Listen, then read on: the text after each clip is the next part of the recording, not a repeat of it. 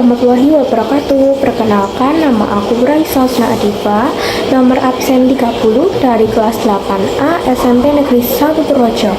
Kali ini aku mau jelasin tentang masa kepemimpinan Megawati Soekarno Putri atau presiden kelima kita. Kalian ada yang tahu belum? Kalau belum tahu, ayo kita belajar bareng. Oke, mari kita bahas tentang masa kepemimpinan Megawati Soekarno Putri. Let's go. Megawati Soekarno Putri adalah presiden kelima Indonesia yang dilantik pada 23 Juli 2001 dengan masa jabatan hingga 20 Oktober 2004. Masa pemerintahan Megawati dimulai setelah sidang istimewa MPR pada 2001 dan Abdul Rahman Wahid atau Gus Dur mengakhiri jabatannya sebagai presiden keempat Indonesia. Sebelum resmi menjadi Presiden Indonesia, Megawati Soekarno Putri menjabat sebagai Wakil Presiden Indonesia mendampingi Presiden Abdul Rahman Wahid 1991 sampai 2001. Sebagai putri Presiden pertama Indonesia, Soekarno, Megawati sudah sangat dekat dengan lingkungan politik. Meski awalnya tidak diizinkan untuk terjun ke dunia politik, Megawati pun muncul sebagai primadona dalam kampanye partai politik. Meski tergolong tidak terlalu banyak bicara, kiprahnya di dunia politik semakin gemilang saat terpilih menjadi anggota DPR atau MPR sampai akhirnya dipercaya menjadi Wakil Presiden Indonesia 1991 sampai 2001. Setelah itu, Megawati Soekarno Putri menjabat sebagai presiden perempuan pertama di Indonesia pada periode 2001 sampai 2004. Oke, mari kita lanjut ke pembahasan yang kedua, yaitu tentang capaian yang dilahirkan pada masa Megawati Soekarno Putri. Oke, yang pertama, berhasil mendirikan lembaga pemberantas korupsi yang dikenal dengan lembaga KPK atau Komisi Pemberantas Korupsi. Yang kedua, Megawati dapat menghentikan aktivitas pertambangan Freeport Papua karena dianggap melanggar aturan internasional tentang AMDL. Yang ketiga, Megawati dapat menghentikan kontrak pembangunan minyak Caltex di Blok Natuna, Kepulauan Riau, serta Megawati dapat membubarkan BUMN terkorup pada masa itu. Oke, selanjutnya mari kita bahas tentang kebijakan masa reformasi Megawati.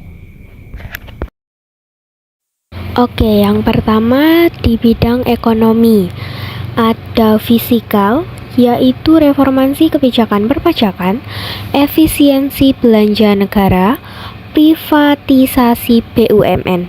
Yang kedua ada keuangan, yaitu merancang jaring pengamanan sektor keuangan, divestasi bank-bank di BPPN, memperkuat struktur governance bank negara, restrukturasi sektor pasar modal, asuransi dan dana pensiun.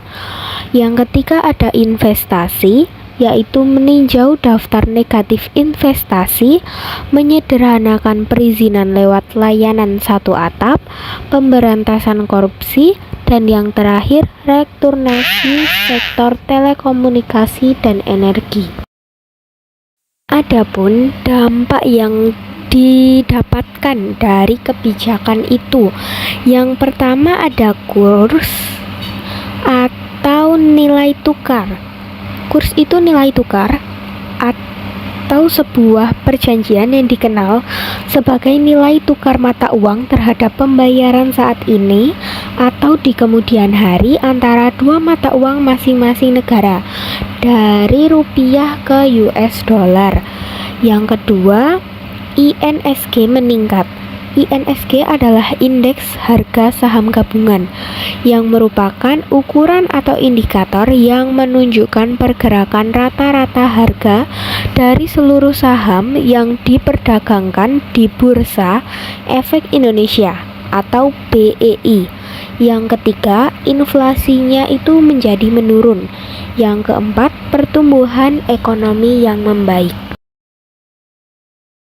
Oke, lanjut ke kebijakan yang kedua, yaitu privatisasi privatisasi dan divestasi. Privatisasi perusahaan negara. Privatisasi merupakan penjualan saham persero, baik sebagian maupun seluruhnya, kepada pihak lain dalam rangka meningkatkan kinerja dan nilai perusahaan, memperbesar manfaat bagi negara dan masyarakat, serta memperluas kepemilikan saham oleh masyarakat.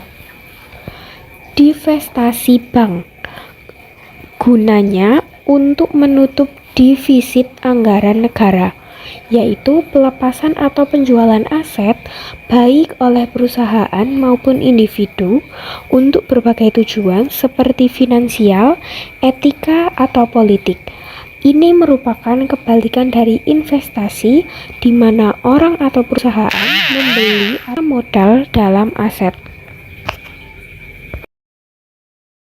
Yang ketiga ada bidang politik, yaitu Megawati Soekarnoputri berusaha membangun tatanan politik yang baru dengan memberlakukan amandemen UUD 1945. Setelah itu, disusun juga peraturan perundangan yang belum ada di Indonesia. Agar amanat konstitusi dapat dilaksanakan dengan baik, beberapa penerapan tatanan baru dalam kebijakan politik pada masa pemerintahan Megawati adalah sebagai berikut. Yang pertama, sistem partai baru. Yang kedua, sistem pemilu baru. Pemilihan presiden dan wakil presiden dilakukan secara langsung. Yang ketiga, penerapan mekanisme pergantian antar waktu atau recall. Hak partai memberhentikan anggotanya dari Dewan Perwakilan Rakyat atau DPR. Oke, jadi di kebijakan yang keempat itu ada bidang hukum, yaitu hakim dan petugas pengadilan pada masa kepemimpinan Megawati acap kali tidak bekerja maksimal dan tidak sedikit yang korup. Oleh sebab itu, Megawati menerapkan beberapa kebijakan hukum di Indonesia, yaitu yang pertama, merumuskan konsep reformasi hukum yang penuh. Yang kedua, mengkaji perundangan yang berlaku, merevisi dan memperbaharui. Yang ketiga, menerbitkan sejumlah ketentuan perundangan baru. Yang keempat, memperbaharui ketentuan perundangan untuk mengoptimalkan peran dan fungsi para pelaku hukum. Yang kelima, menuntaskan masalah-masalah hukum di masa lalu. Yang keenam, menerbitkan ketentuan perundangan tentang HAM atau hak asasi manusia. Selanjutnya, kebijakan yang kelima di bidang sosial, yaitu pada masa pemerintahannya Megawati masih menghadapi kemiskinan di Indonesia, sehingga dikeluarkan kebijakan program pengetesan kemiskinan, yaitu dibentuk Komite Pengulangan Kemiskinan atau KPK dengan tujuan menanggulangi masalah tersebut. Kemudian dicetuskan program beras rakyat miskin atau raskin yang dijual 1.000 per kilo. Oke, mari kita lanjut ke kebijakan yang keenam di bidang pendidikan, yaitu Megawati mengalokasikan dana untuk sektor pendidikan dan pendidikan luar sekolah. Selain fokus pada pendidikan ekonomi dan sosial, Megawati juga memperlihatkan kondisi keamanan negara. Dan kebijakan yang terakhir yaitu kebijakan ketujuh di bidang kesehatan, yaitu Megawati mengeluarkan kartu sehat, yaitu program pelayanan kesehatan gratis bagi penduduk miskin. Usahanya pun terbayar. Megawati berhasil menurunkan angka kemiskinan penduduk dari 28% menjadi 18%. Oke, marilah kita lanjut. Di masa kepemimpinan Megawati Soekarnoputri itu terdapat peristiwa penting, yaitu terdapat beberapa peristiwa penting pada masa pemerintahan Megawati Soekarnoputri. Salah satunya terjadi bom Bali 2002.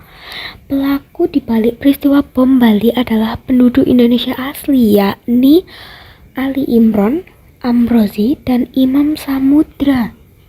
Dengan adanya UU anti terorisme yang dikeluarkan oleh Presiden Megawati, pelaku bom Bali ditangkap dan dihukum mati.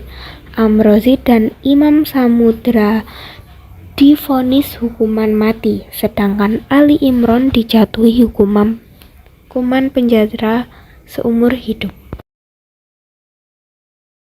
Mungkin itu aja yang bisa aku sampaikan materi tentang masa kepemimpinan Megawati Soekarnoputri.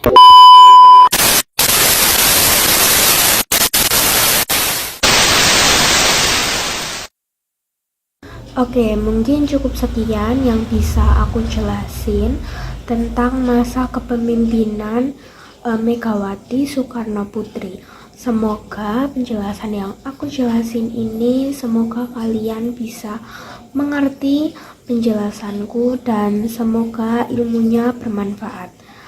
Sekian dari aku, bila ada salah kata, mohon dimaafkan. Terima kasih. Wassalamualaikum warahmatullahi wabarakatuh.